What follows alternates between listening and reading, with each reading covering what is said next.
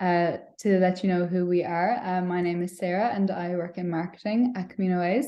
If you've ever watched any of our webinars before back on YouTube, or if you've been to one before, you might recognize me, and you might also recognize Jeremy. If you want to say hi, Jeremy. Hi everyone, how are you all doing? Thank you for coming along for our June webinar. So we're halfway through the year. Lots of people have been on the Camino and there's still lots of people to go on the Camino. So if you have booked, wishing you the best Camino, and let us know your questions. And if you're going to book, I'm sure you have lots of questions as well. So you can type your questions in. We'll get to them as we go through the webinar, which will start now in a minute or two. Yeah. So if you just type your questions in, we'll have a look at them as we go.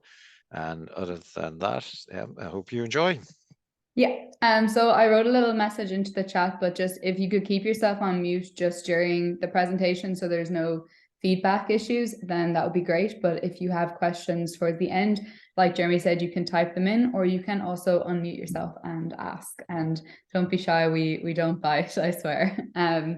But we'll kick off now. So I'm going to share my screen, and if you could let me know, maybe Jeremy, if you can see it once it gets shared, if you can see the presentation. It's just loading now. Yep, presentation is good to go. Perfect. So we're just going to take you through a little bit of information, and then we'll open the floor to any questions. So we're kind of looking now towards the end of summer and into autumn when we're thinking about our next Camino. So just today we'll look at a bit about what we do here at CaminoWays, and then we'll take you through some of our favorite routes for the season, and then we'll open up to any questions that you might have as well. So Jeremy, the expert, would you like to tell us a little bit about what we do here at CaminoWays? Yep, thank you, Sarah. So CaminoWays, CaminoWays.com. We are a travel expert on the Camino de Santiago. We've been signing packages on the Camino for 12, nearly 13 years now. And everything is looking fantastic, and lots of people still want to go. So we're delighted to provide that service. So what do we do? We provide walking and cycling, guided and self-guided tours on most of the routes of the Camino de Santiago, which we'll go through later on. So guided tours, we have a selection of specific routes on specific days throughout the year where you can join in a group and walk a part of the Camino. Self-guided, that means really you can pick your location, start location, end location, pick your dates, pick the type of hotels you wish to start in. So really tailor the tour that's suitable for you, either walking or cycling on, again, most of the routes of the Camino de Santiago. There's a couple of the less popular ones we don't do, for the simple reason that not a lot of people do them. We offer accommodation in hotels from kind of standard, which would be 3-star and up. And so all the accommodation we offer is private ensuite rooms with breakfast included. We do dinner in most locations, not all. We don't do dinner in the kind of larger towns and cities because it's nice to go out and experience what the locals have to offer there, and it's always fantastic.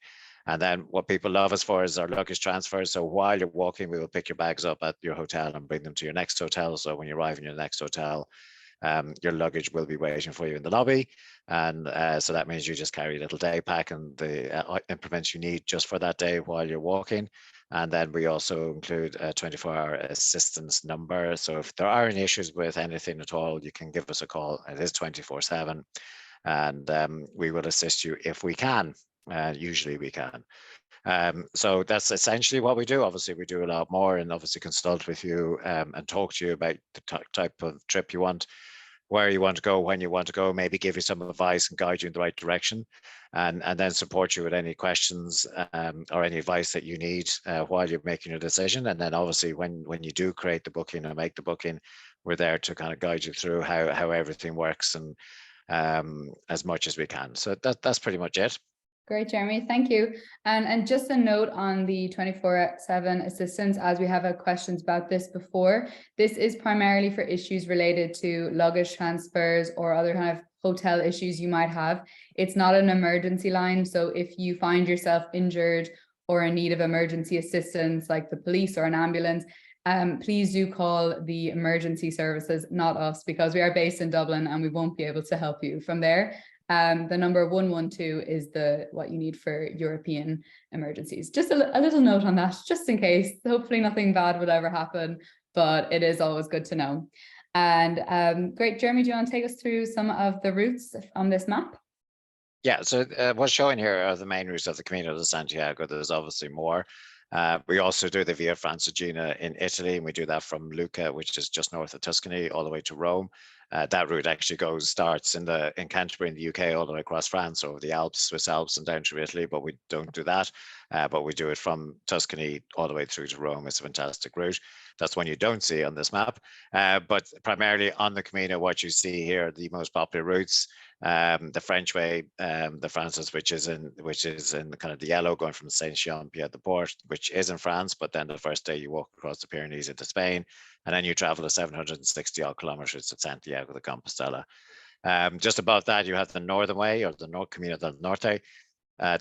We start that in San Sebastian, and that goes through fantastic cities like Bilbao, Santander, Oviedo, cutting along that beautiful coastline of northern Spain. And then it cuts back down through into the countryside, and eventually into Santiago de Compostela. The Primitiva way kind of continues on the coast a bit before cutting down to Santiago. Below, coming from the south, we have the Portuguese way, which is extremely popular as well. More so from Porto than Lisbon, but definitely from Porto up to Santiago de Compostela is a fantastic route. A lot of that of coastal as well, although the route doesn't portray that. And that's a very, very popular route. And then the English way, coming from Ferrol on the northern coast down to Santiago, known so because people used to sail from Ireland and England just to the northern coast and take the easy little walk down from Ferrol to Santiago de Compostela. There's the Plata, which is in the central there, coming from Seville. Very little walk, so we only do it on the last 100 kilometers from a town called Orense.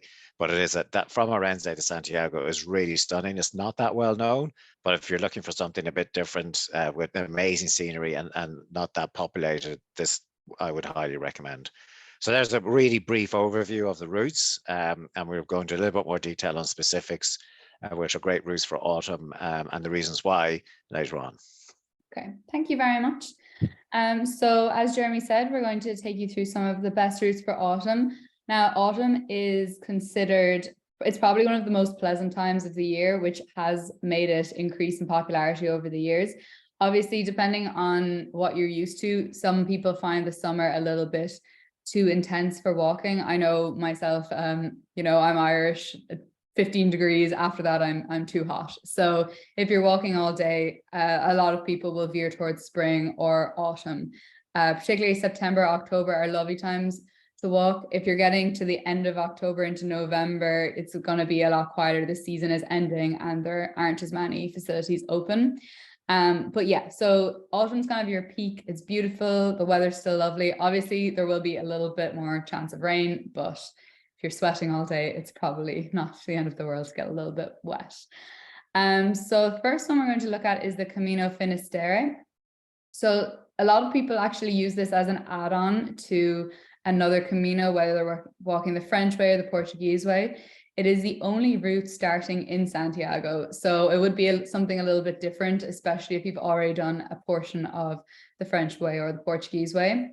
What I really like about this route is that it has a lot of mythology and kind of superstition behind it, which makes it quite unique. As Cape Finisterre was once thought to be the end of the world, where when the sun set, as you can see on the picture there, when the sun set, the veil between the worlds was supposed to disappear, I suppose. So it's quite interesting. And from Finisterre, you can continue walking up to Machia.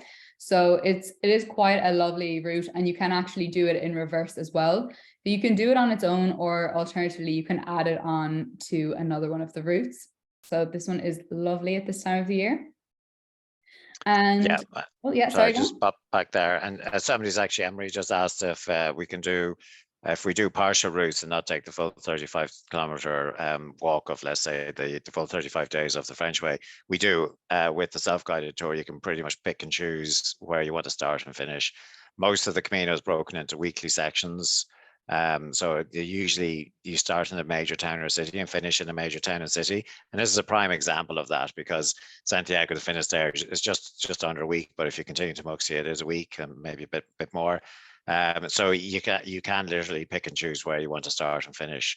So if you just want to walk 100 kilometers, 200 kilometers, 300 kilometers, 50 kilometers, absolutely. You just let us know your start location and finish location. Or if you want to ask us, we can advise you on what the best way is. Finisterre is the traditional end of the Camino. So it's where people will, if they're walking full sections, the full routes, they will continue on and finish in Finisterre, because it is Land's End. It is where I suppose, if you like, where the road ends, because the next step is into the ocean. And yes, it's becoming a lot more popular. And the reason we picked these routes specifically for the autumn is because the very popular routes, I don't know if you've heard, when you're walking 100 kilometers into Santiago, is what most people do when they first do the Camino. So Sarria to Santiago in the French way, or Vigo to Santiago in the Portuguese way. These can become very busy in September. That does not mean it's like walking down the main street of your local city. It's not. When you're hiking, everyone is spread out, and there's still plenty of room and space, and you will still feel that you're hiking in a little bit of isolation sometimes. But there's definitely more people on these routes. So we're recommending these routes because they're fantastic. And that you wouldn't have, as I suppose, as many people on these routes as you would have on the other more popular routes. So it's really about that, and they're fantastic routes. So continue on, Sarah. Sorry for the quick interruption. No, not at all. It was all very, very important and relevant information. So sorry. Okay. Oh, my bad. Right, so then we've got the Camino Primitivo from Lugo. So this route starts in Oviedo, but from Lugo is the last 100 kilometers. So it is, like Jeremy said, it gives you a break from the busier routes like the Camino Francés and the Camino Portuguese. So this is also known as the original Camino route. King Alfonso the second, possibly, don't quote me on it. Yes, Jeremy's on it, good. The second actually walked this route to Santiago. So it is perfect for pilgrims looking for a quieter, more rural experience. And also Lugo is really famous for its Roman walls, which are incredibly preserved. We had a recent article on UNESCO sites, and Lugo really just, it has everything really. It's some great example of Roman ruins outside of Italy. So if you're a history buff, this is a great route for you to do, and it's 100 kilometers, so you can do it within a week as well. And the next one, actually, Jeremy, I'll let you speak about this, as you mentioned on your map that it is one of the most beautiful of the last 100 kilometers, the Via del Plata from Orense.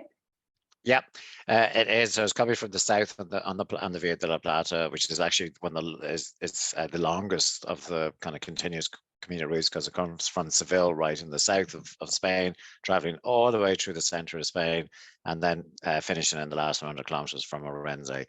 People love to walk the last 100 kilometers into Santiago because you will earn your certificate for doing that. So one of the stipulations for getting the certificate is to at least walk 100 kilometers into Santiago de Compostela. And there are the options for that. And one of these options, which is little known, is the Via de la Plata.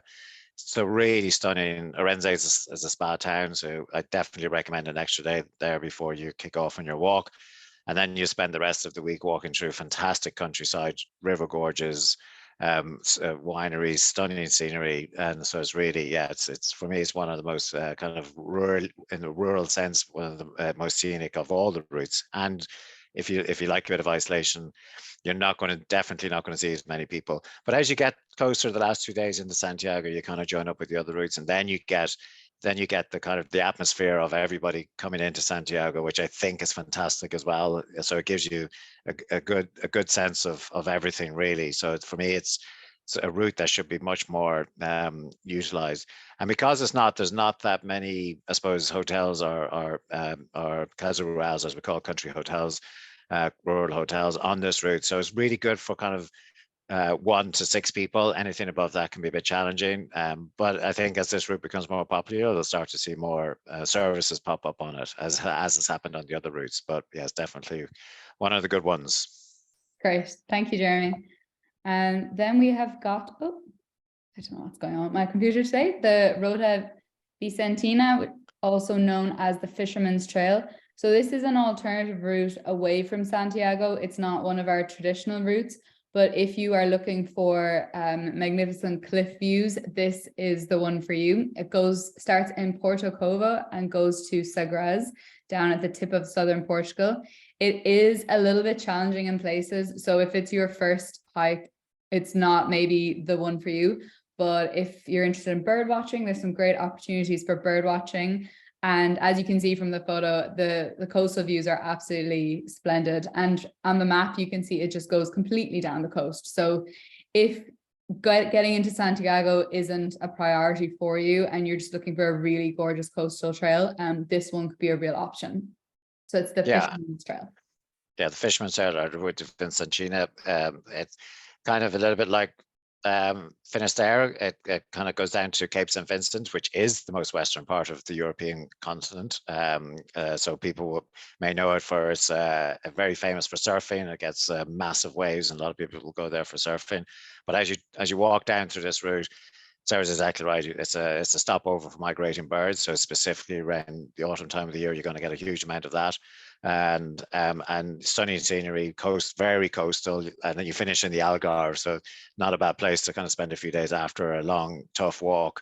Definitely one for the more experienced walkers, because just for the mapping and routing, you are following the coast, so it's quite easy. But it's good to have a good bit of experience. The distances per day will be a bit longer, and it's a lot more rural. So. But for the more experienced walker or somebody who's looking something for a little bit different, definitely recommend this 100%. Just pop back to the questions quickly. So Emma has asked, are there any places to get food and water along the Via de la Plata? Now, I always say to people, no matter what route you're walking, whether it's a well-resourced route, i.e. there's lots of places you can stop and get food and water, or it's a route that's not so well-resourced, you should always have enough water and food to take you through a day's hike by 25 kilometers. So 2 liters of water, snacks, and a sandwich for lunch. You may not use them because there's lots of lovely places to stop and eat. But it's good to have anyway. On the Plata, there are towns and villages you will go through on your daily walks where you will be able to get food. They're not as, let's say, prolific as what would be on the French way from Sarria to Santiago. So you might instead of on Sarria Santiago, you're going on the French way, you're going to get a restaurant every couple of kilometers, where on the Via de la Plata, it might be one town you will pass through when you're on your day to where your next destination is. But as I said, I always recommend that you take enough food and water for a day's hike. Great, thank you. And I know we did say at the beginning that the alternative routes are great when you want to try to avoid crowds, but we could not mention the Camino Portuguese. So this route starts in Lisbon, but it's more common to begin in Porto. You can, if you want to have a nice autumn route, because it's on the coast, it's a great one to include. And you can do anywhere from a few days to a week or more. But especially if you start in Porto, you could do just a week and go as far as Bayona or Vigo, or you could do the last 100 kilometers into Santiago.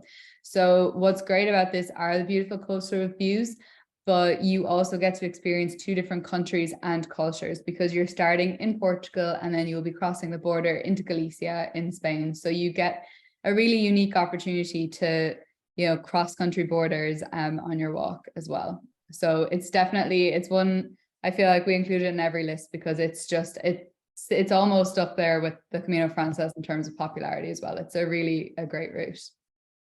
Just a slight correction on that, Sarah. Sorry for this. Vigo is in Spain, so the last 100 is generally in Spain. Yes. But if you start from Porto, which is a week, so then you would do 2 weeks, and you can walk from Porto to Vigo, which is actually my favorite. That is fully coastal as well. So if you're not that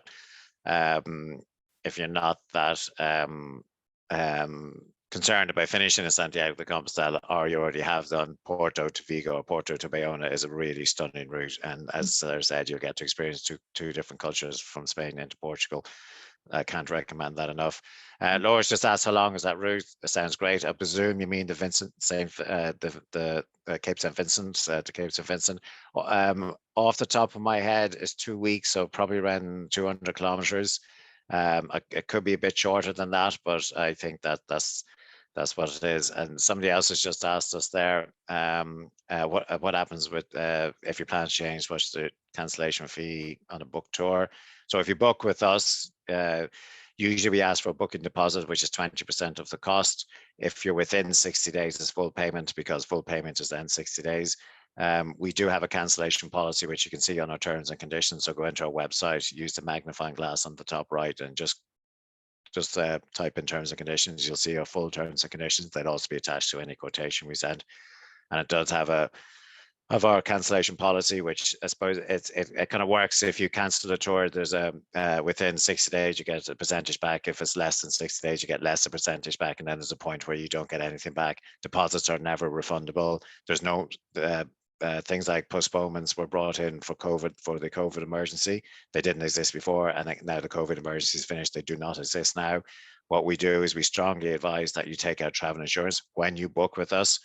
That is, even if you're traveling next year and you're booking with us today, take out your travel insurance at that time, because once you take out travel insurance, you're covered if you cannot travel for any reasons outside of your control. And make sure the travel insurance that you buy is from a reputable travel company, insurance company. If a travel company is offering you insurance with their travel packages, don't buy it, because travel companies should not sell travel insurance.